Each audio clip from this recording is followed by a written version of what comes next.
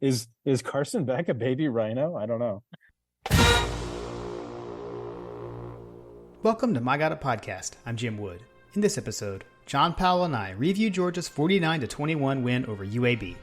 We talk about our experiences on Saturday and what stood out to us during the game. As always, remember to check out the newly redesigned MyGottaPodcast.com to see our latest merch. And you can follow us on social media at My Got It Podcast. Finally, we'd love for you to check out our presenting sponsor, Oxia Time, at oxiatime.com. That's AXIATIME.com. Now, let's join the conversation in progress. So, JP, you ventured out of town. I ventured to Athens, and the dogs came away. Opposite directions. This is true. True. We didn't even. I waved at you as I passed. I was gonna say, did we pass like two ships in the night? I'm not. Possibly. I'm not really sure about the. I was told there would be no geography. Fair criticism. You were coming from Charlotte, so I went through Asheville. So I'm guessing that's like, we were glancing blows, so to speak. Did you go 85-26? Is that what it was? Yes, I think so. Yeah. Okay. Wait, and you guys went on Saturday? Did you drive on Saturday? Yes. Okay. Yes. Yeah. Because as of recording last time, I was talking about. Well, I guess it was after recording because I think I texted you guys, "Hey, bad news. Sounds like we actually have plans." So like last week we talked about like, hey, if I could get lodging figured out, right? Like that was one of the sign-offs, and then your parents, the gracious Ponda, ever the host, she offered me to stay there, which was great, and I think some other folks reached out. So thank you if you were responsive to that with Jim and I. But I ended up not being able to go because as we're on family vacation, my wife informed me that we had actually like family plans once we arrived into town. So I couldn't just like skate off and show up on Sunday. You know what I mean? Right. So anyway, we ended up going to the Biltmore and had plans with the folks that we're staying at. Shout out to Rich and Rhonda.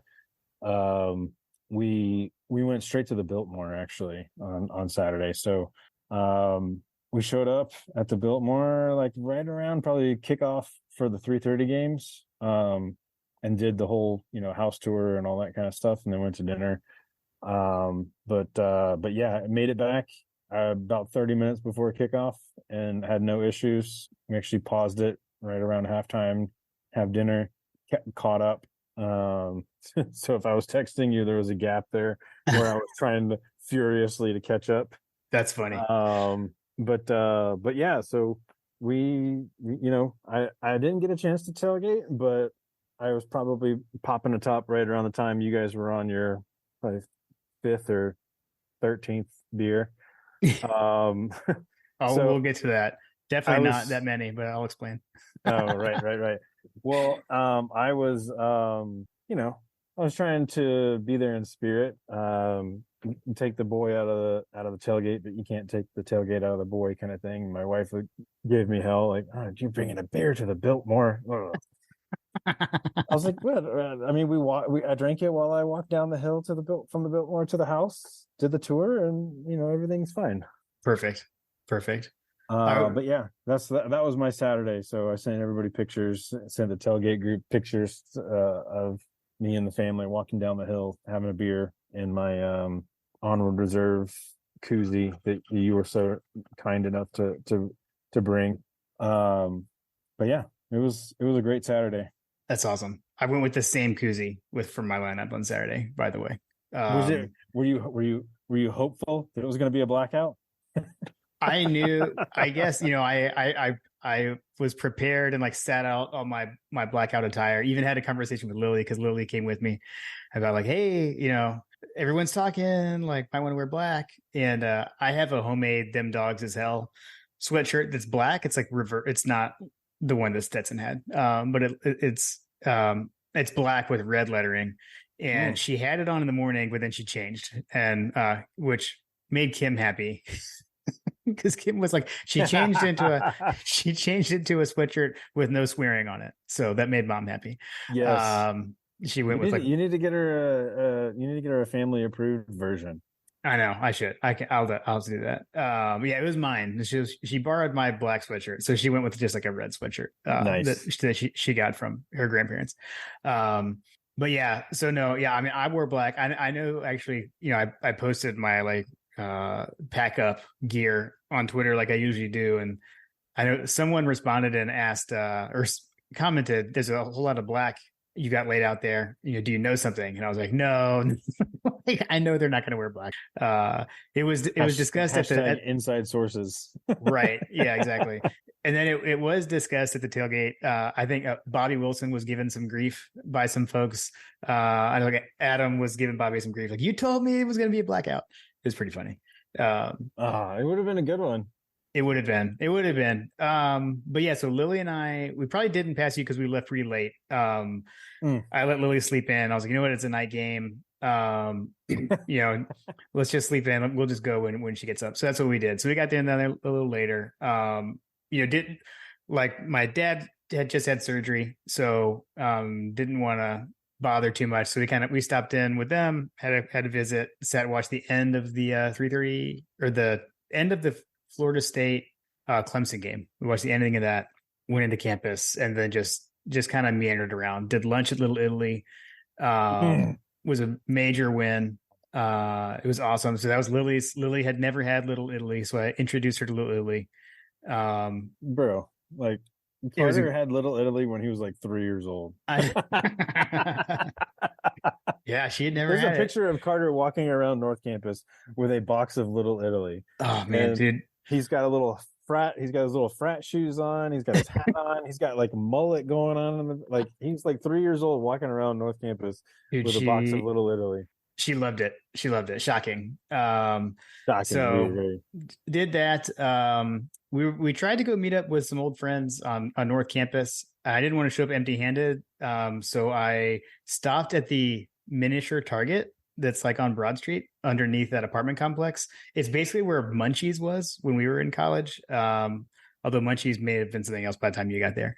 I don't remember Munchies. Yeah, Munchies. I can't remember. It's like around. It's like basically across. If you walk out Lily, take a right, and then go left of the light, just across the street. Oh yeah, the Target there. Yeah. So I got some creature comforts from there.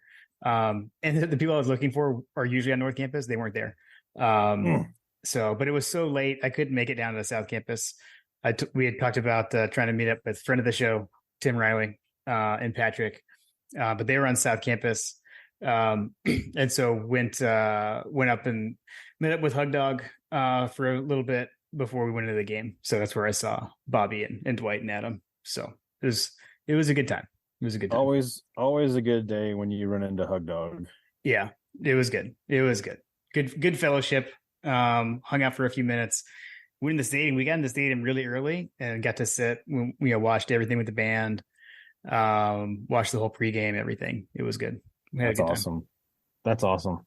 Yeah. Well, unfortunately, I was driving most of that time. But like I said, I had greener pastures, so to speak, coming to, and so send some pictures to you guys and the DC thread and the Jones thread. We're up here in Barnardsville, North Carolina, for those that are aware.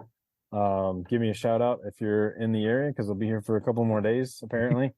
But yeah, we went up with our hosts. We went to the Biltmore, and then we went to Weaverville to have downtown Weaverville, which is a really nice, super, I was blown away by how great the restaurants were down there. Had some Asian food down in Weaverville yesterday evening. But Saturday, the folks that are hosting us were well aware of what was coming into town, and they had the game queued up and recorded and had dinner ready, and they said, John, no matter what happens, we've got the game ready to go. Also Georgia fans, Rich is a graduate of the Air Force Academy, so he had already watched the Air Force, which I believe played on Friday, if I remember correctly.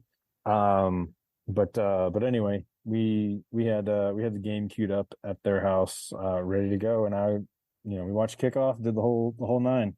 Nice. I will say something we probably don't really need to talk about because I guess it's kind of over now at least. But when we were at Little Italy, they had the Dan Lanning beat down of Dion going on, and Lily was just like in awe, shock and awe of every time they were scoring. Because I think we got there, it was like 21-0, and then they scored what, two more times in the first half. So we got to that's what we had on TV while we were there. So that was pretty fun too. As we've discussed, I've been waiting for that moment for quite some time. I have a feeling they've got a couple more of those coming their way. Yeah, let me know if Travis Scott and Lil Wayne and everybody shows up for those games after they have their third loss of the season or whatever. But Right. yeah, Yeah. Oh, too funny. Oh man. So UAB. We is it fair to say we scored we received the opening kickoff and marched down for a touchdown. Is that a fast start, John? I mean, by definition, that has to be a fast start, right? There are no slow starts. Yeah. Yeah, I mean, that by and large, feel like that's what, if I'd have told you before the game had started that we would be 6 of 6 on red zone scoring touchdowns. Yeah. If I told you what the final score was, if I told you that Carson Beck would have thrown for how much did he end up throwing for? Like 300 something yards, almost 400 yards passing. I feel like I'm getting there. I'm getting there. But I mean, 338, 338. Yeah, 300 plus yards passing. How many touchdowns on those? Three passing touchdowns. 3 passing touchdowns, right? And I think did he have a rushing touchdown too? Yeah, on the QB sneak, which by the way, Bobo loves the QB sneak. He really does. Yeah. I'm not a huge fan of the QB sneak, but particularly with someone like Beck in there. But I mean, guys, I mean, I feel like that we've gotten every time we've tried to sneak it with him, we've gotten it. Which is like, do we have a Tebow on our hands? Like, what's going on here? Is Carson Beck a baby rhino? I don't know. No. So yeah, I mean, he threw for almost over 300 yards passing. We had over 500 something yards of total offense. Like, if you'd have had all that information in the pregame, like, what would you have said that people would have said about this game? They probably would have been. And by the way, Brock Bowers had a pair of touchdowns, had over 100 yards receiving, right? Like, yeah. If you'd have thrown all those facts out to the average Joe Schmo walking along campus tailgating or at Little Italy, not a sponsor yet. If you'd have thrown all those facts out to people, like, what do you think that their general response would have been? Yeah, I think they would have been on the offensive side. They would have been like, "Did Monken come back?" or something like that. Right. Yeah. I think maybe you question the points allowed, but I think this could be easily explained away by a couple of things. It is funny on that note. I know we joked that the expected points or the predicted score by Oddshark, not a sponsor, seemed really high. Like on points scored by them, they had 29.4, which still way too high. But probably got a little closer to that than I would have expected.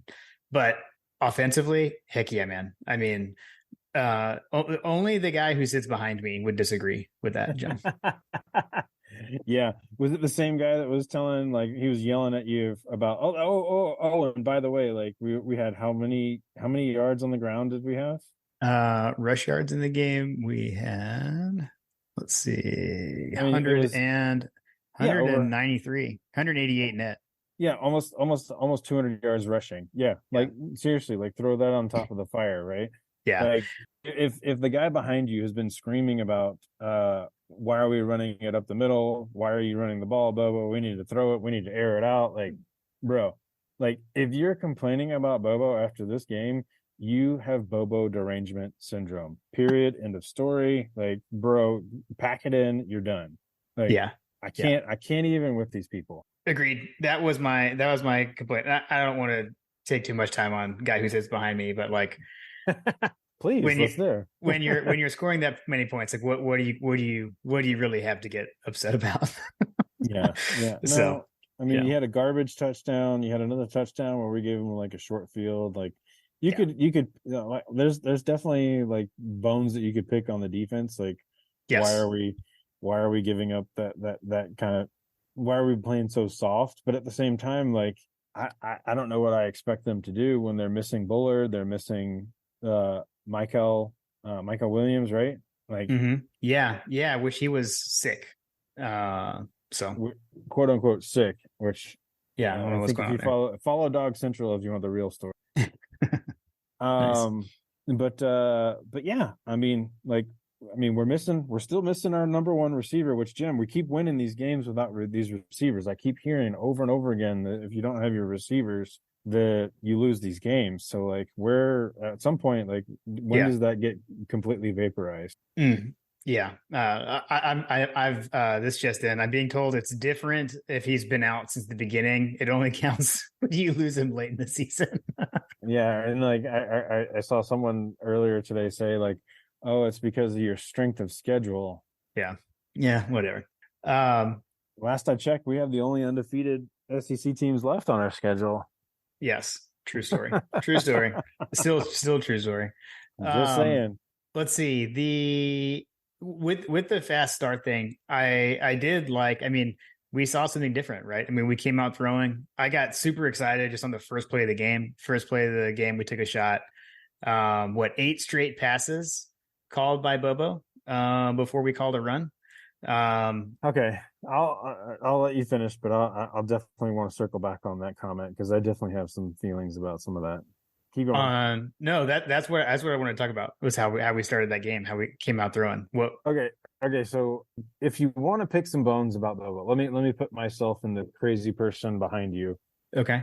situation. So there was a series, and it escapes me when exactly it was, but there was definitely a period of the game where we were definitely cooking. Like Edwards was cooking on the running game, and then all of Mhm. a sudden we get to a situation where we start throwing the ball around, and it's like, dude, like if ever there was a time to run the ball, Bobo, it's right now because Edwards and Bell were just like cooking, right?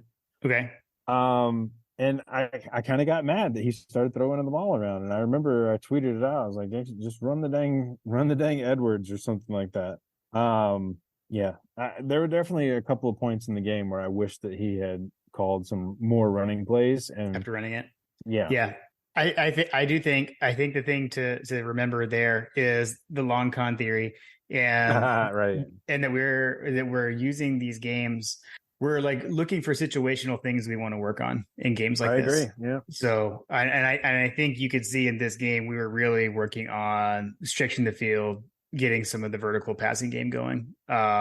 We saw the 2 deep shots that should have been touchdowns, both the one Oh, to the overthrow to Meeks and then the maybe overthrow to Arian Smith slightly, but was definitely catchable. So those were frustrating, but yeah. again, for the Bobo haters, those guys, he's got receivers, he's calling the plays. He's not throwing the ball or catching the pass. He's got receivers running wide open from the scheme. So there's at least Yeah. that. Yeah, just like we talked about in the first national championship season, which let's take a drink to that. What a time to be alive. The first national championship season. Yes. Yes. But yeah, the plays were there, right? Like the Yeah. plays have been there all season long. Like there's been multiple situations where the coaches have had the players in the right positions, and it's just on the players to execute, whether it's a whiffed block by Bowers, an overthrow by Beck, someone's not running the right route, someone's not putting hands on a receiver or a cornerback to block. Yeah. There's little things all over the place that have happened, but the plays have definitely been there, particularly for Mr. Beck if he wanted them. Agreed. And then we really saw Brock Bowers do his thing, which I know you've been waiting for. You've been waiting for Yeah, him to do that for his, award potential. And I the mean, and he did everything in this game. yeah, the The man moves, the deserves his cuts, flowers. Yeah, he does. The cuts, the stiff arms. I saw some of the most impressive stiff arms. I mean, he was just throwing would-be tacklers off of him, and then leaving them in the dirt with his cuts. It was amazing. I mean, the one touchdown on I think it was one of the wheel route where he basically just like stopped and those two guys fell over and then he ran to the end zone. Yeah. So I'll give you a little anecdote from here in Barnardsville, North Carolina. Shout out to Rhonda. Rhonda is our host, family friend of my wife. Wonderful woman. She's a huge Braves fan. Watches all the Braves games. But she actually during the game was sitting there watching. They're Georgia fans by default, right? Mm-hmm. But she actually asked a question. She said, "Who's that boy, number 19?" She actually said he doesn't look like he's that big, but he's throwing these boys like they're ragdolls. Amazing. I was like, let me tell you about a guy named Brock Allen Bowers. Oh man, yeah, it was fun to watch, man. It was fun to watch in the stadium. I don't know. I think there was at least twice where he just threw guys to the ground. So yeah. And I know one of the things that Graham Coffey pointed out in his 12 takeaways was just like how many of his receiving yards were yards after the catch. He wasn't running super deep routes other than the wheel route on the touchdown. Everything else was pretty short, and it was just Brock, doing Brock things. So it was impressive. I'm going to tell you, I've mentioned it on the past review games. I believe that we are in for a Bowers deep pass. Like I feel like that there's going to be a way that because if you look at the way that these guys have been running the routes, like over the middle has been open so many times over the last several games. Like you saw Arian Smith get overthrown. Who was the other guy that got overthrown? It was Jackson Meeks. Jackson Meeks. Yeah. Okay. So, and those were both like over the middle plays, right? Yeah. So I mentioned it on one of our previous episodes. I can't remember which game it was, but it was a South Carolina game.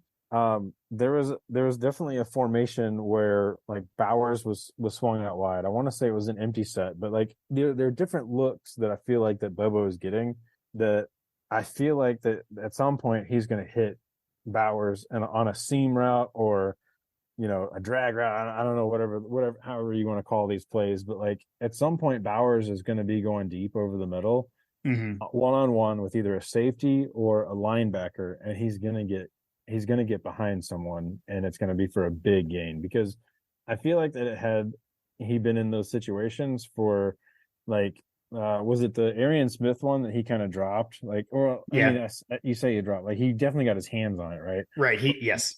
In my opinion, Bowers catches that. Yeah.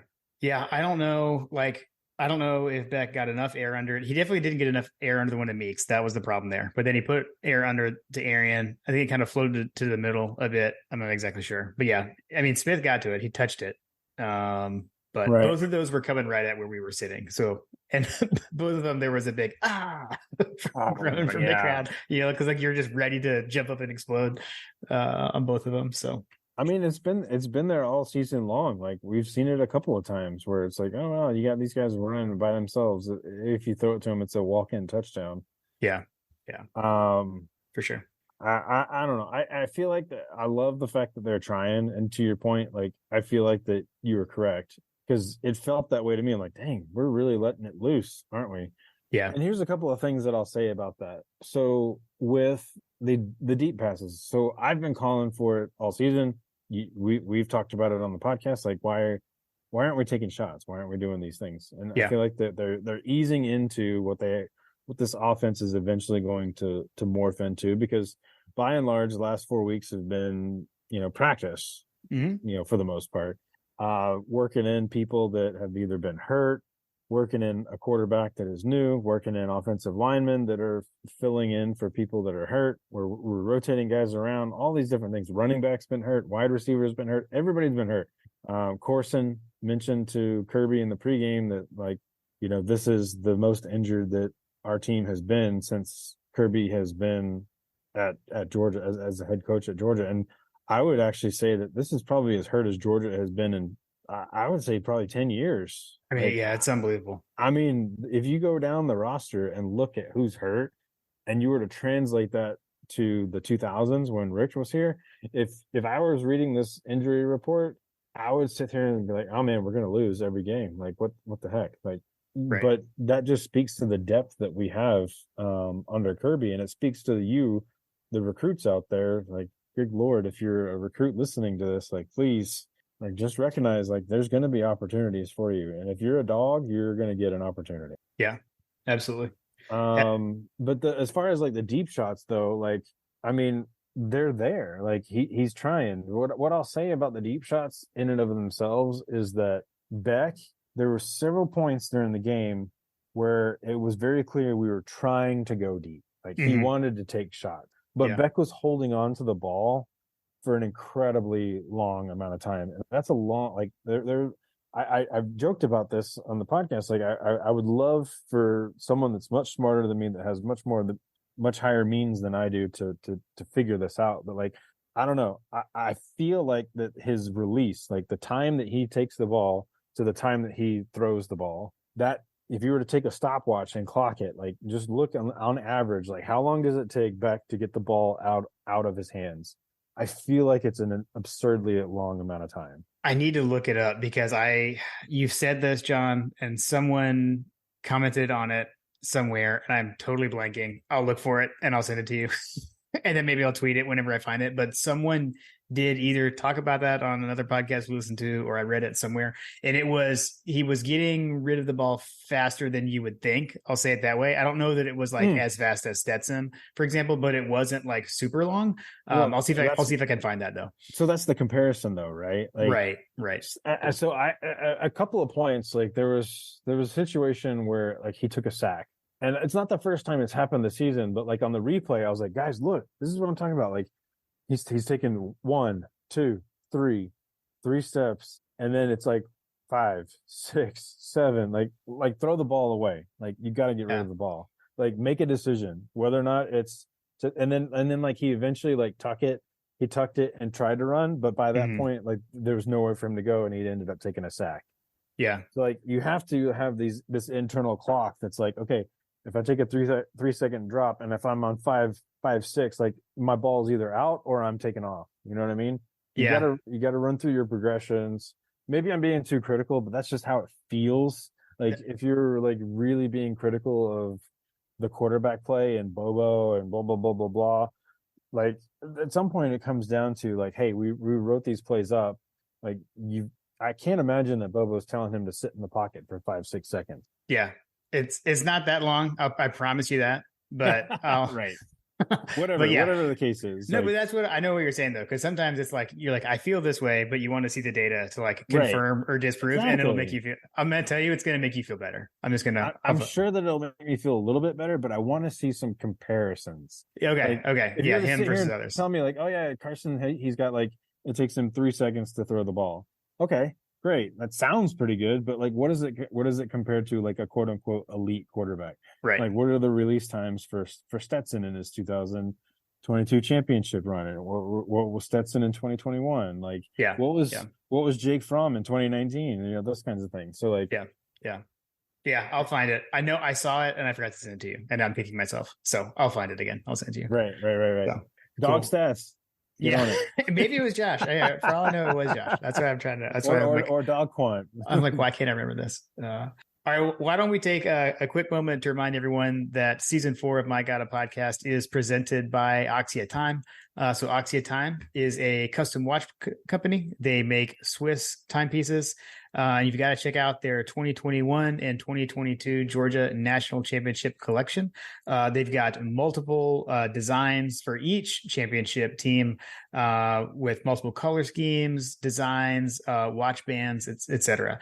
So be sure to go check it out at oxiatime.com. That's AXIATIME.com. And you can use the code MyGottaPodcast to get a presentation box to go along with that watch as well. All right. So we said if there were things to nitpick in this game, it was maybe some things in the defense. I'll say like 2 things. One, we need Javon Bullard back. He makes such a big difference. And we definitely were missing Mike Hill Williams. So there's that. The short touchdown drive, like I'd rather keep them out of the end zone, but that was a short field given up by special teams, which we can get to that in a minute. But really, I think the only like concerning thing, and I don't know how much of a concern it was, but to nitpick with the defense was the 2-minute drill. So that 2-minute drive, which really was kind of jump started by Kirby taking a timeout, trying to get more points before the half ended, trying to get the ball back. And it seemed like, again, with like feelings, John, it felt like Trent Dilfer and company were probably content to run out the clock. And then we called timeout, and that kind of like ignited them. And then they went down and scored. Yeah. So That definitely is the case in my opinion. So yeah. So I know Kirby has basically said, like, hindsight, maybe shouldn't have taken the timeout, or he said something to that effect in his press conference. I would agree. Seems like maybe he was mad about the whole flopping injury thing, which we didn't talk about that. I don't know if you even saw that. It was absolutely ridiculous. Yeah, the replay was even worse. Yeah, they talked about that on the interwebs. And that was when that happened. That was what led to the Kirby gif when he was like signaling for the ref to come over to him and yelling, stop it, or something. I know you made that gif during the game. I did make the gif, but I thought he was saying something else. No. Oh yeah, I don't know what he's something more sorry Carter-ish. Okay, fair. Yeah, I don't know what he was saying. I need to look at it again. But yeah, but that was from that play or from the flop. But at any rate, but that drive was frustrating. We did let them convert on a 4th and 1 or 4th and 2. That was kind of frustrating. It did that conversion did not lead to points. They ended up punting on that drive. But so those are the things. If I want to nitpick on things, but otherwise, we let them get back into the game in the second quarter. We did at the end of the second quarter. At the end of the second quarter, times, yeah.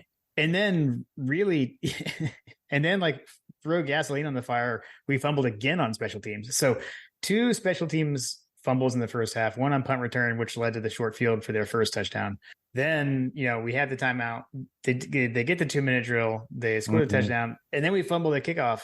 I mean, it was a comedy of errors right there late in the first half. So yeah, if I'd have told you we were going to have 3 turnovers on that game and give them short field on multiple situations, and we won 49-21, like yeah, agreed. If you wipe away a couple of those turnovers, and the game is a much more significant blowout. Oh, if not worse. Yeah. I mean, the first one got them into the game. There, the first turnover. It was right before half, because I remember saying, like, when they got that short field, I was like, well, so we intercepted them, right, and then went down and scored, right? Yes, and then we tried to. Yeah. So we turned the ball over, and I remember telling our host Rich, I was like, there it is. So they get the ball back, and I was like, well, we just punched one in right before halftime, so that's good. And then all of a sudden, like, they came down and scored, and then kicked the field goal or kicked off, and then all of a sudden they turned it over, and I was like, well, shoot. Yeah. Thankfully, we kept him out of the end. That ended like in the weirdest. Like, everyone was calling timeout, and then they just threw an incomplete pass, and then the half was over. That was kind of weird, but yeah, can't turn the ball over on special teams like that. That was frustrating. We need to work on that, Mr. Muse. Yeah. Agreed. I think that to that point, like, I would say that, like, I feel like I've seen that turnover earlier in the season. Does that make sense? So this is what he does. Like, he goes into these situations, and he's like Mighty Mouse, and he's super shifty, and he's trying to do these things. And what happens is that he's twisting, and he's turning, and he's trying to move around and get out of these tackles. But what happens is like, you're supposed to tuck the ball, right? As soon as you get hit, as soon as the contact happens, that ball's got to be secured, right? But when he's twisting and turning and trying to get out of these things, that ball came up and it got knocked out. Like, that can't happen.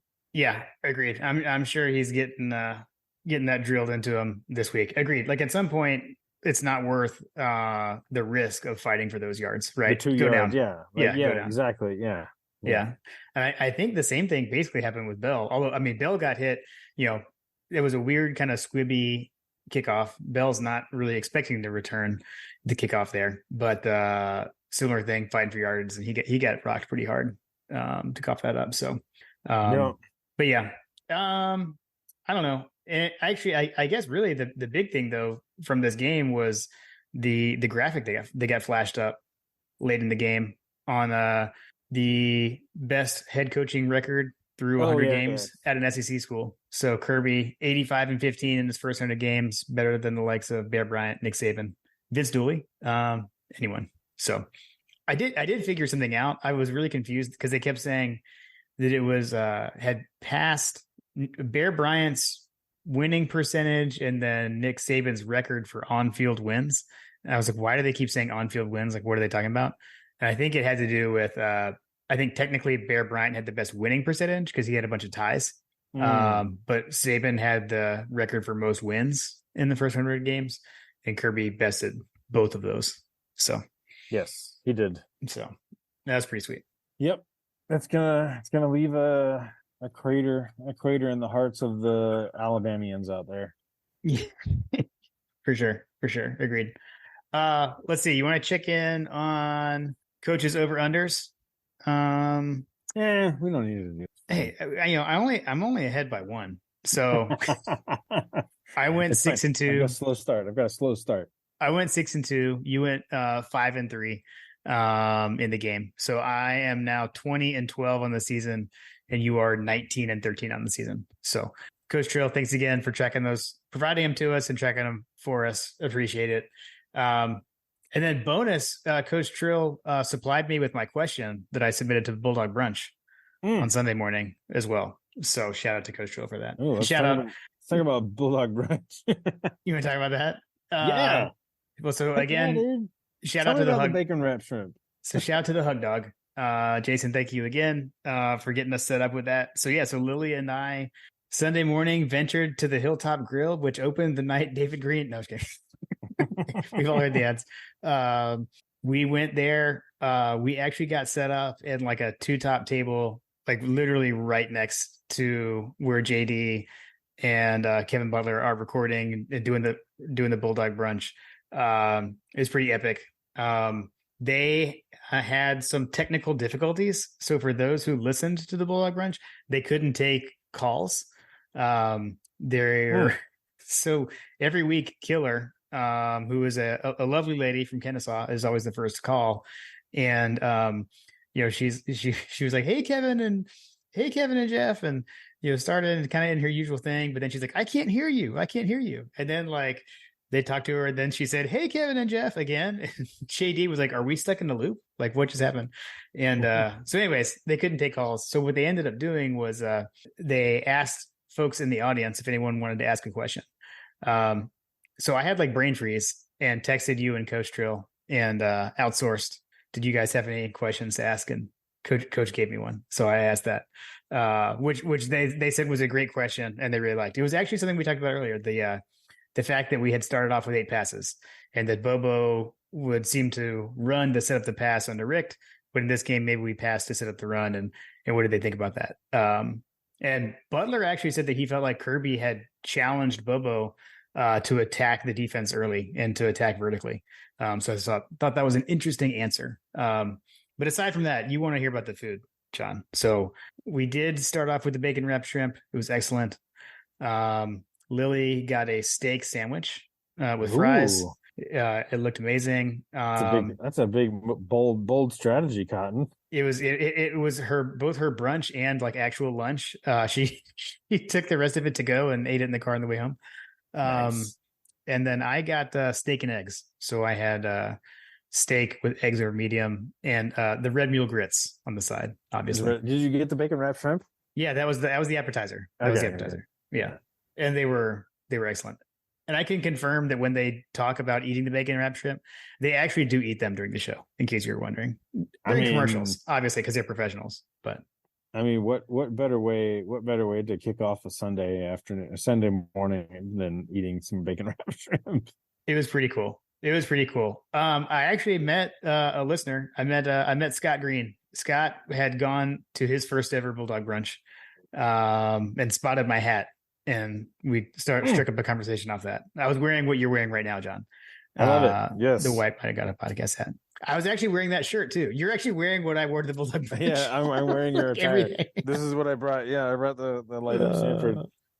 Too funny. So shout out. What are you wearing? yeah. So shout out to Scott. It's great to meet you. But hey, if you want to get a My God a Podcast hat, you can head over to mygodapodcast.com/store. Check out our new site. There was powered by Working Web Media. They set that up for us. So if you got a small business and need any web design help or just any help with your online presence, be sure to check them out at workingwebmedia.com/dogs. So get you a hat. That's right. Both hats we're both wearing. Either of these, they're both available on the site. You've got the Better Never Rests hat. I do. Sorry, I'm now forgetting that we're primarily an audio medium. we branched into the YouTubes. So yes. If you want to watch us on YouTube, you can get our beautiful backgrounds and all of the audio visual that you need. And I'm not sure with our frame if it makes it in or not, but I've got my hover helmet in the back, which I actually got that from Kevin Butler, and we discussed that on Sunday. So good times are ahead. I really like the hover helmet. It's a solid helmet. Yeah, it's good stuff. So we did that, and then we headed back and spent a little bit more time with my parents, and then drove home and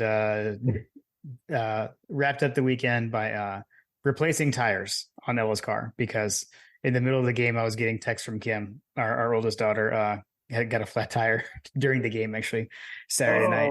I don't even know if I told you that. No, yeah. I didn't hear the story. Yeah, Kim was texting me like during the game. Ella just got a flat tire on the way home, and it was like 9:30 or something, and it got to the point where I was just like, it was in a neighborhood. I was just like, just leave it. Let's deal with it tomorrow. So it has now been. We're good to go now. So excellent. Well, that stinks. Buying new tires is never a fun endeavor, but yeah. Hey, at least everyone was safe. That's the most important thing, John. Right. Well, I don't really know what else to say. The Blazers did not blaze a trail in this game. Did not. Contrary to what 45E behind you has to say, or whatever seating zone he's in. But yeah. So onward. Who do we got next? We have the Bizarro Tigers from Alabama. We had the team the indecisive mascot team. Which, to be fair, I've done some research on. We'll get to it on the next episode, but they actually are pretty decisive about their mascot, apparently. Okay. Allegedly. Teaser. Yeah. Nice. All right. Well, yeah. So I know for us, that's going to be really soon. For those listening, we'll be back in a couple of days to preview the first road game of the season. Yeah, that's crazy. You guys, we had a night game, which, by the way, it sounds like we got another night game. More coming. More on the way. They're making up for the lack of them the last 2 years. Seriously, what? Yeah. Of all the seasons, for me to miss all the night games, but I'm gonna work. I mean, literally, the whole world is coming to town October 7th. So yeah. But yeah, nope. Beautiful night game was had at UAB. I'm super jealous. But I'm hoping to let's run it back in October, Jim. Like it. Perfect. All right. Well, we got the Tigers up next, and like I said, this is what we expected by and large. So it'll be a little tougher test, SEC game on the road, and we'll see how it goes. Let's do it. All right, man. Go Dogs. Go Dogs.